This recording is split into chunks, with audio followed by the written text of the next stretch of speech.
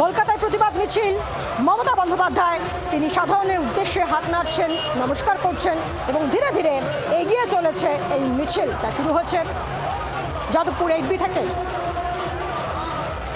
কেন্দ্রীয় এজেন্সি বনাম মুখ্যমন্ত্রী, এর আগেও আমরা দেখেছি বহুবার কেন্দ্রীয় এজেন্সির বিরুদ্ধে সরব হয়েছেন তৃণমূল সুপ্রিমো মমতা বন্দ্যোপাধ্যায়। তিনি বারবার করে অভিযোগ করেছিলেন, আমরা দেখেছি যে ইডি, সিবিআই, কমিশন এই কেন্দ্রীয় এজেন্সিগুলোকে ব্যবহার করছে বিজেপি এই রাজ্যে ক্ষমতায় আসার জন্য।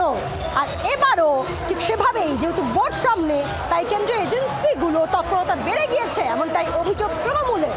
এবং মুখ্যমন্ত্রী তথা তৃণমূল সুপ্রিমো মমতা বন্দ্যোপাধ্যায় তিনি বলেন যে একেবারে পথে নেমে প্রতিবাদ হবে এবং বাংলার জনগণ তার জবাব দেবে, প্রত্যাঘাত হবে, হুঁশিয়ারি দিয়েছিলেন গতকালই মুখ্যমন্ত্রী তথা তৃণমূল সুপ্রিমো মমতা বন্দ্যোপাধ্যায়। আর আজ একেবারে পথে নেমে, রাজপথে নেমে প্রতিবাদ মিছিল তৃণমূল সুপ্রিমো মমতা বন্দ্যোপাধ্যায়। ধীরে ধীরে এই মিছিল এগিয়ে চলেছে হাজরা মোড় অবধি এই মিছিলের গন্তব্য। আমরা কথা বলবো, অয়ন রয়েছে আমাদের সঙ্গে, আমাদের প্রতিনিধি। অয়ন, অনেকটা সময় অতিবাহিত, এখন এই মিছিলের অবস্থান ঠিক কোথায়?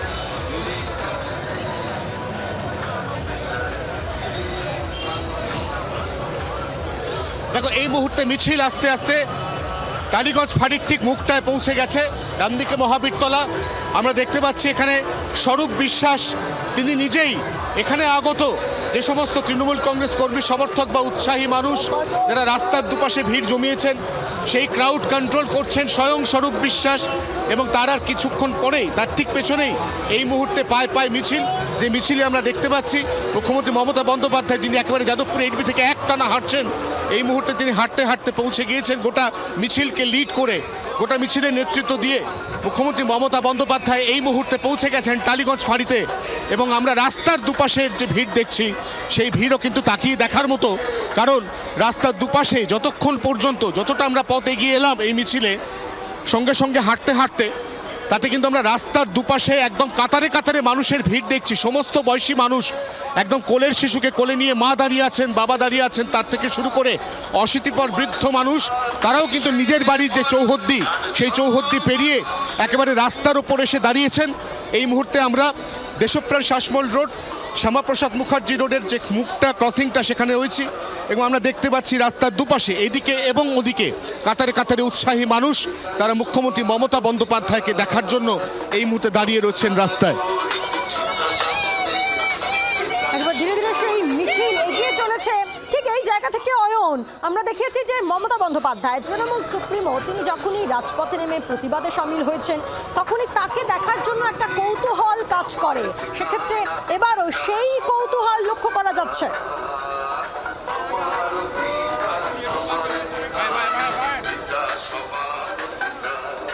দেখো, মুখ্যমন্ত্রী মমতা বন্দ্যোপাধ্যায় গতকাল যখন প্রথম প্রতীক জৈনের বাড়ি যান, তখনও কিন্তু গোটা দলেরই কর্মী, তারা কিন্তু বিষয়টা অনুধাবন করতে পারেননি।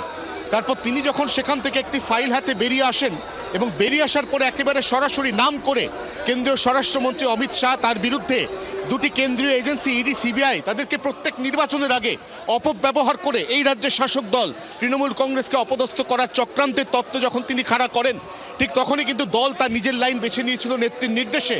সঙ্গে সঙ্গে কয়েক ঘন্টার মধ্যে দলের সমস্ত নেতা কর্মী, ছোট বড় মাঝারি, তাদের প্রত্যেকে সোশ্যাল নেটওয়ার্ক অর্থাৎ ফেসবুক এবং হোয়াটসঅ্যাপ, তার ডিপি চেঞ্জ হয়ে যায়, যার মধ্যে কথা ছিল যতই পাঠাও ইডি, বাংলা জিতবে দিদি।